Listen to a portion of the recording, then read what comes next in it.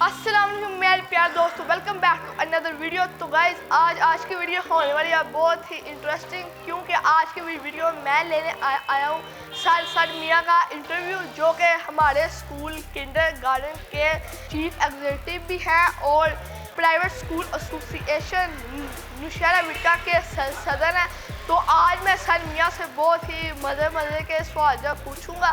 چلے پھر اب چلتے ہیں سر میاں کا انٹرویو لینے۔ السلام علیکم سر جی۔ وعلیکم السلام۔ سر جی، سب سے پہلے میرا آپ سے یہ سوال ہے کہ آپ نے تعلیم کہاں سے حاصل کی ہے؟ میں نے اپنی ابتدائی تعلیم گورنمنٹ پرائمری اسکول نمبر 1، اس کے بعد پھر 6 سے 10 تک جو تعلیم ہے وہ گورنمنٹ ہائی اسکول نمبر 1 سے حاصل کی ہے۔ اسکول بنانے کا شوق کیسے آیا آپ کو؟ جب میں کالج لائف میں گیا تو وہاں پہ مجھے پتہ چلا کہ ہم جو قصبہ کے لوگ ہیں ان کے بچوں کے جو کانسیپٹس ہیں وہ اتنے کلیئر نہیں ہوتے، تو اس حوالے سے مجھے میں نے آئیڈیا آیا اور میرے ذہن میں خیال پیدا ہوا کہ نوشہرہ ورکہ میں ایک ایسا اسکول ہو جہاں پہ بچوں کے لیے رٹا سسٹم کے کو ختم کرتے ہوئے کانسیپچول اسٹڈی سٹارٹ کی جائے۔ سر آپ کا اتنا نام بھی ہے، اللہ تعالیٰ نے آپ کو اتنی عزت بھی دی ہے، تو اس کے پیچھے کس کا ہاتھ ہے آپ جو سمجھتے ہیں؟ یہ میری اللہ کی رحمت اور میرے والدین کی دعائیں، بس اس کے علاوہ اور کچھ نہیں ہے۔ جہاں تک میرے نالج میں ہے کہ آپ نے امین اکیڈمی سے سٹارٹ کیا تھا، اور امین اکیڈمی سے کنڈر گارڈن تک کا سفر کیسا رہا؟ جی بالکل، میں نے اپنے 2 دوستوں محمد الیاس قادری صاحب، پروفیسر محمد الیاس قادری صاحب اور جناب محمد امین بے کے ساتھ مل کے امین اکیڈمی میں جب جوائن کیا، ان کے ساتھ اکیڈمی کو سٹارٹ کیا، تو وہاں سے ہم لوگوں نے آپس میں باہمی مشاورت سے یہ طے کیا تھا کہ آنے والے وقتوں میں ہم 3 دوست ہیں، 3 ادارے بنائیں گے اور ہر ادارہ ایک دوست کو آ جائے گا، اور اس حوالے سے ہماری دوستی بھی رہے گی اور آپس میں لڑائی جھگڑا بھی نہیں ہوگا۔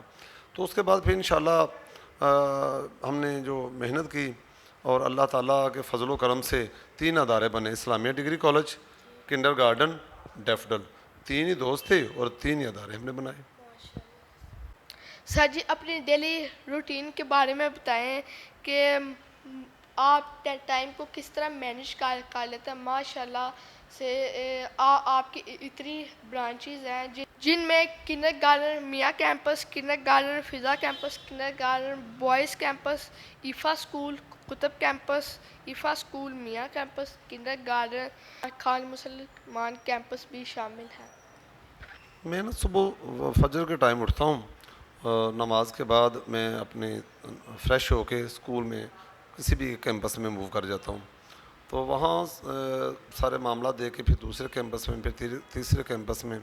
تو میں تو یہی کہوں گا کہ اگر کوئی بھی شخص ہے، وہ اس کا کوئی بھی کام ہے یا وہ کسی بھی پیشے سے منسلک ہے، وہ جتنا جلدی صبح اٹھے گا اتنا اس کے زیادہ کام مینیج ہوں گے۔ تو الحمدللہ یہ سارے جو مجھے مینیج کرنے میں آسانی ہوتی ہے وہ صبح جلدی اٹھنے کی وجہ سے ہے، ایک کیمپس سے دوسرے کیمپس، دوسرے سے تیسرے میں، اور یوں 3 بجے تک جو ہے میری روٹین چلتی رہتی ہے۔ سر آپ کی ہابیز کیا ہیں؟ یہ میری ہابیز تو 2-3 ہیں، لیکن زیادہ مجھے جو ہے یہ پھول پودے لگانا، جسے آپ گارڈننگ کہہ سکتے ہیں، وہ پسند ہے۔ سر آپ نے ایم فل کیا ہوا ہے، تو کہ ایم فل کا ٹاپک کیا تھا اور آپ نے وہ ٹاپک کیوں چوز کیا؟ میرے ایم فل کا ٹاپک تھا comparison management practices public and private school. تو یہ ٹاپک چوز کرنے کا ایک مقصد تو یہ تھا کہ میں چونکہ خود ایک پرائیویٹ اسکول کو رن کر رہا ہوں، تو اس کے علاوہ مجھے اس سے موقع ملنا تھا کہ میں اپنے ڈویژن کے بہت سارے اسکولس کو وزٹ کر سکوں، تاکہ وہاں کے جو طریقہ کار ہے اس کو دیکھ کے اپنے اسکول کو بہتر کر سکوں۔ اسی حوالے سے میں نے اس کو چوز کیا تھا۔ سر میں نے سنا ہے کہ آپ نے لا بھی کیا ہے اور آپ وکیل بھی ہیں، آپ کو وکالت کا شوق کیسے پیدا؟ کوئی شاعر کہتا ہے نا، یہ اجاز ہے حسن آوارگی کا، جہاں بھی گئے داستاں چھوڑ آئے اپنی۔ تو میں پہلے واپڈا میں جاب کرتا تھا، تو اسی حوالے سے میری جو جاب ڈسکرپشن تھی وہ تھی لیٹیگیشن ڈیل کرنا۔ تو 9-10 سال چونکہ کچہری میں میرا 9-10 سال وہیں گزرے ہیں، وکلاء کے ساتھ آنا جانا، اٹھنا بیٹھنا، کچہری کے جو در و دیوار ہیں ان سے انسیت اتنی ہوگی کہ سوچا کہ لا کر لوں. اور اس کے ساتھ ساتھ میں سمجھتا ہوں کہ ہر شہری کو قانون کا علم جو ہے وہ حاصل کرنا چاہیے. بندے کو اپنے ملک کے قوانین کا علم ہونا چاہیے. تو اس وجہ سے بھی میں نے لا کیا ہے. بالکل بالکل سر. جہاں تک مجھے پتہ ہے کہ آپ کو گھومنے پھرنے کا بہت زیادہ شوق ہے. کیا واقعی میں آپ کو گھومنے پھرنے کا شوق ہے؟ اور آپ آؤٹنگ کے لیے کہاں پر جانا پسند کرتے ہیں؟ ہاں بالکل, مجھے گھومنے کا بہت زیادہ شوق ہے اور میں سیر و تفریح جو ہے وہ مجھے من پسند مشغلہ بھی ہے. تو اس حوالے سے کوئی مخصوص جگہ ایسی نہیں جہاں میں جانا چاہوں گا. بس وش ہے کہ پاکستان کے جو معروف علاقے ہیں, مشہور جگہ ہیں جو سیاحت کے حوالے سے فیمس ہیں, وہاں میں جاؤں. تو ہمارے امیر ہیں حافظ اطہار احمد شاکر صاحب, جو کہ امام ہیں جامعہ مسجد مسلم تحصیل والی کے.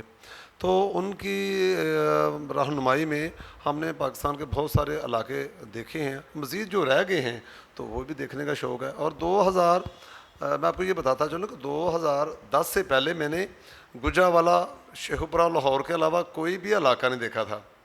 تو پھر شجر صاحب جو کہ گورنمنٹ اسپیشل ایجوکیشن سینٹر میں خدمات سر انجام دے رہے ہیں, اور حافظ افتخار شاکر صاحب, یہ ان کی مہربانی ہے کہ ان کا ساتھ ملا. تو اس کے بعد پھر میں نے جو ملک کے مختلف حصے ہیں جیسے بابو سر ٹاپ ہے, چائنا بارڈر ہے, یہ وادی حنزہ ہے, مری ہے, گلگت ہے, اور اس طرح بہت سارے علاقے جو میں نے دیکھے ہیں. مزید اس دفعہ ہمارا ارادہ ہے کہ ہم سکردو میں جائیں گے.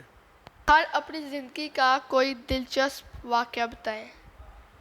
میں نا 5 کلاس میں پڑھا کرتا تھا, تو اس وقت جو ٹاپ 10 یا ٹاپ 5 بچے تھے تو ان کو چوز کیا جاتا تھا, ان کی سلیکشن کی جاتی تھی کہ وہ وظیفہ کا امتحان گجرانوالہ جا کے دیں گے. تو یہ میرا نام بھی رزلٹ میں اناؤنس ہوا کہ جو گجرانوالہ بچے جا رہے ہیں وظیفہ کا امتحان, اس میں میرا نام بھی تھا.